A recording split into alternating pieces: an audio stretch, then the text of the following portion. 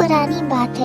एक गांव में एक बूढ़ा और बुढ़िया रहते थे। वे दोनों बड़े दुखी थे क्योंकि उनके बच्चे नहीं थे। दोनों कभी कभी बहुत उदास हो जाते थे और सोचते थे कि हम ही हैं जो अकेले जिंदगी गुजार रहे हैं। एक बार बूढ़े से बुढ़िया ने कहा, मुझे अकेले रहना अच्छा नहीं लगता, क्यों ना हम एक बकरी को घर ले आए। उसी दिन दोनों हाट में गए और एक बकरी खरीदकर घर ले आए। चार कौड़ी में वह बकरी घर आई थी, इसलिए वे बकरी को चार कौड़ी नाम से पुकारते थे।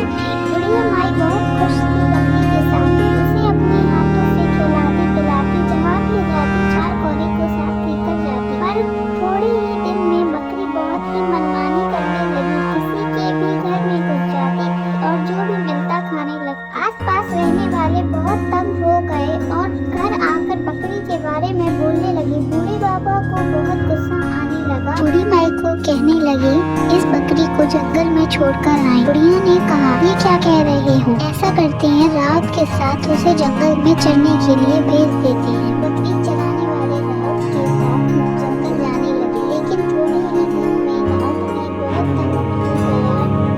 चार कौड़ी उसका काम जो नहीं मानती थी, उसने बकरी को चराने ले जाने से इनकार कर दिया। बकरी फिर से घर में रहने लगी और अब उसे बच्चे हो गए। बच्चे भी सबको तंग करने लग गए। अब बुढ़िया भी परेशान हो गई। उसने कहा, मैं और इनकी देखभाल नहीं कर सकती। बूढ़े बाबा ने बकरी और उसके बच्चों को जंगल में छोड़ा। बकरी और उसके बच्चे खिरमिट और हिरमिट जंगल में घूमने लगे। फूल पत्ते सब खाने लगी। एक दिन अचानक एक बाघिन से मुलाकात हो गई। बाघिन खिरमिट और हिरमिट को देख रही थी और सोच रही थी बाघिन को देखकर बकरी को समझ में आ गया कि बाघिन क्या सोच रही है। बकरी को बहुत डर लगा, पर हिम्मत करके वह बाघिन के पास गई और अपना सर झुकाकर उसने कहा, दीदी प्रणाम।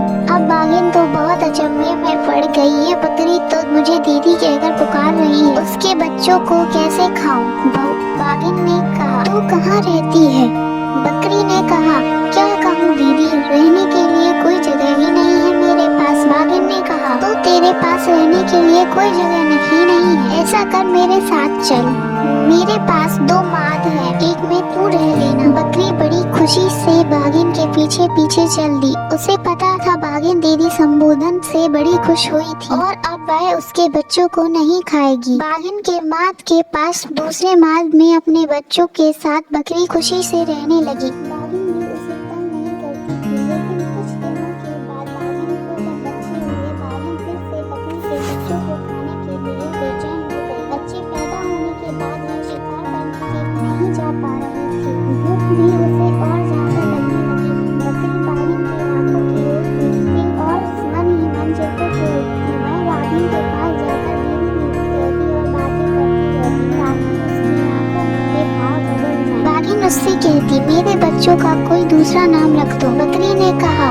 एक का नाम एक काटा और दूसरे का नाम 2 काटा। बाघिन के बच्चे एक काटा और 2 काटा और बकरी के बच्चे खिरमिट और हिरमिट। शाम होते ही बाघिन ने बकरी से कहा, तुम तीनों अगर हमारे संग सोते तो बड़ा अच्छा होता, या किसी एक को अगर भेज दो। अब बकरी बहुत परेशान हो गई। क्या कहूँ बाघिन से? खिरमिट ने अपनी माँ को चिंतित देखकर कहा, माँ तू चिंता मत कर, मैं जाऊंगा वहाँ सोने। बाघिन के माद में जाकर खिरमिट ने कहा, मौसी मौसी मैं आ गया। बाघिन बड़ी खुश। उसने खिरमिट से कहा, तू उस किनारे जाकर सो जा।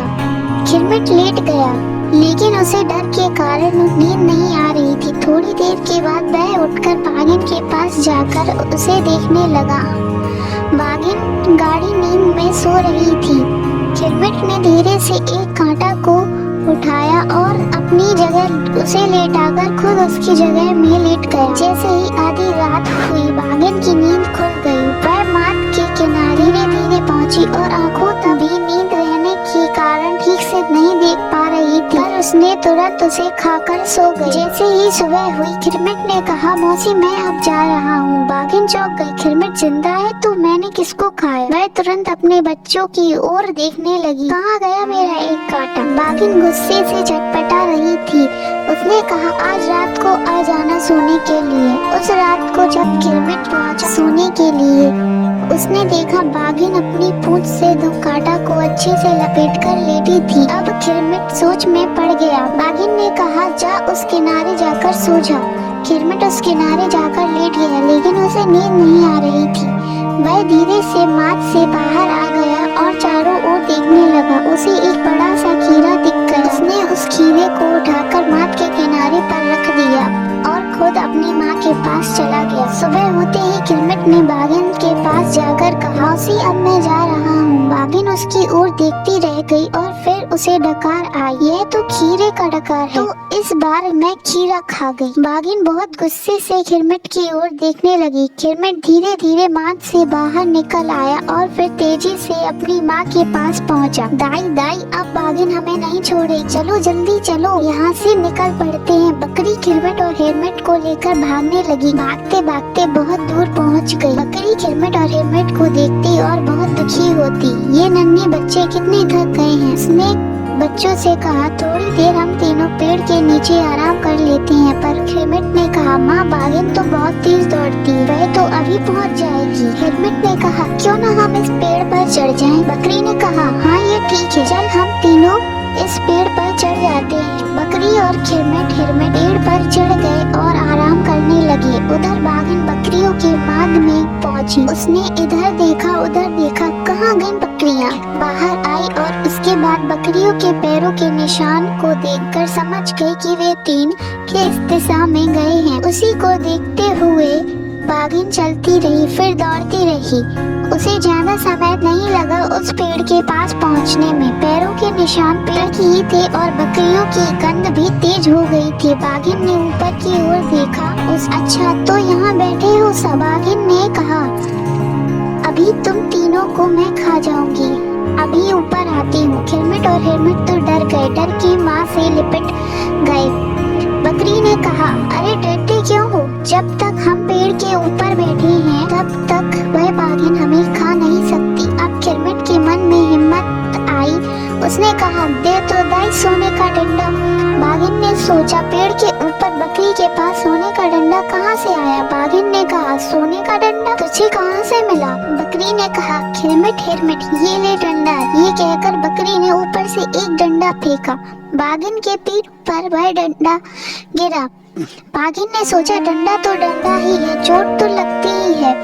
वह वहाँ से हट गई लेकिन पेड़ के आसपास ही रही। अब बकरी कैसे अपने बच्चों को लेकर नीचे उतरे। बकरी मन ही मन बहुत परेशान हो रही थी। उधर बाघिन परेशान थी ये सोचकर कि कब तक उसे बकरियों के इंतजार में पेड़ के नीचे रहना पड़ेगा। तभी बाघिन ने देखा वहाँ से 3-4 बाघ जा रहे हैं। सबसे जो बड़ा था उसका नाम था बंडवा। बाघिन बंडवा के पास गई और उस पेड़ की ओर संकेत किया जिस पर बैठी थी बकरियां। बंडवा तो बहुत खुश हो गया। वह अपने साथियों को लेकर पेड़ के नीचे आकर खड़ा हो गया। बकरी अपने बच्चों से कह रही थी डर किस बात का, ये सब नीचे खड़े होकर ही हमें देखते रहेंगे। लेकिन तभी उसने देखा कि बंडवा पेड़ के नीचे खड़ा हो गया। उसके ऊपर बाघिन के ऊपर एक और बाघ, उसके ऊपर अब तो चौथा बाघ पेड़ के ऊपर तक आ जाएगा। बकरी अब डर गई थी, कैसे बचाए बच्चों को। तभी किरमिट ने कहा दे तो दाई सोने का डंडा, तेमा मारूं तारी गरीब को बंडा। ये सुनकर बंडवा जो सबसे नीचे था भागने लगा और जैसे ही वह भागने लगा बाकी सब बाघ धड़ाम धड़ाम जमीन पर गिरने लगे। गिरते ही सभी बाघ भागने लगे। सबको भागते देख बाघिन भी भागने लगी। बकरी ने कहा चल किरमिट चल हिरमिट, हम भी यहाँ